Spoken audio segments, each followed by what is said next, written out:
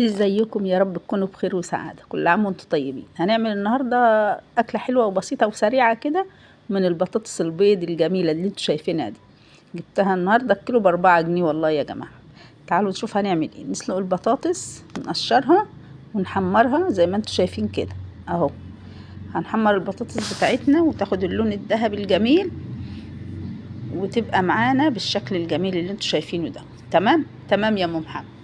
صلوا بينا على النبي صلى الله عليه وسلم. هنجيب بقى فلفل الوان، وهنجيب طماطم، وهنقطع الكلام ده كله، وهنجيب بصلتين حلوين. هننزل بمعلقه سمنه ومعلقه زيت، وننزل بالبصل بتاعنا على السمنه والزيت وندبله كده ونسيبه لما ياخد يعني لون اصفر خفيف كده. وهننزل بالفلفل الالوان اللي احنا قطعناه بالظبط كده. صلوا بينا على النبي صلى الله عليه وسلم. اللهم صل وسلم وبارك عليك يا حبيبي يا رسول الله. هنقطع بقى الطماطم اهو مكعبات صغيره برضو زي ما انتم شايفين كده. بعد طبعا البصل والفلفل ما دبل مع بعضه، هنزل بقى. كان عندي شويه مشروم مركونين في التلاجة يا جماعه بقالهم شهر، هحطهم على البصل والفلفل زي ما انتم شايفين كده. هرميهم؟ لا طبعا مش هرميهم. هنزل بالطماطم، هنزل ببابريكا، هنزل بكمون وسنة شطة صغيرة كده، وكمان توم باودر وبصل باودر، كل حاجة ربع معلقة صغيرة كده. الله الله على الروايح يا جماعة، شموا ريحة الأكل بقى من بعيد. حمرنا البطاطس بتاعتنا والتسبيكة بتاعتنا اهي اتسبكت بقت حلوة كده. انا يعني شلت منها عشان كانت كتيرة فشلت منها شوية. عملت على قد طبق البطاطس، هتنفعك في حاجة تانية.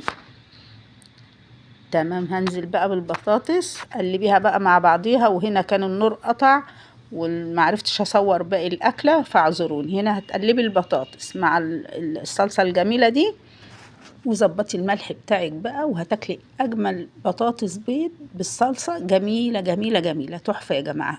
ارجوكم تجربوها. البطاطس مستويه وجميله وتحفه كده وطعمها خطير. حتى لو هتاكليها كده من غير صلصه ومن غير حاجه هتبقى جميله جدا. بس انتي بقى ظبطي الملح بتاعك وظبطي الصلصه وانزلي بقى. انا عينتي منها زي ما انتوا شايفين كده، كان الصلصه لقيتها كتيره شلت منها شويه. هستخدمهم في حاجه تانية، تعملي بيهم فول بالطماطم، تعملي بيهم، هعمل بيهم قرنبيط.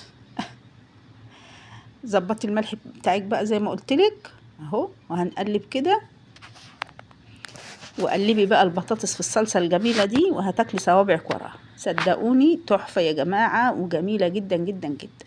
استودعكم الله، اشوفكم فيديو جديد. مع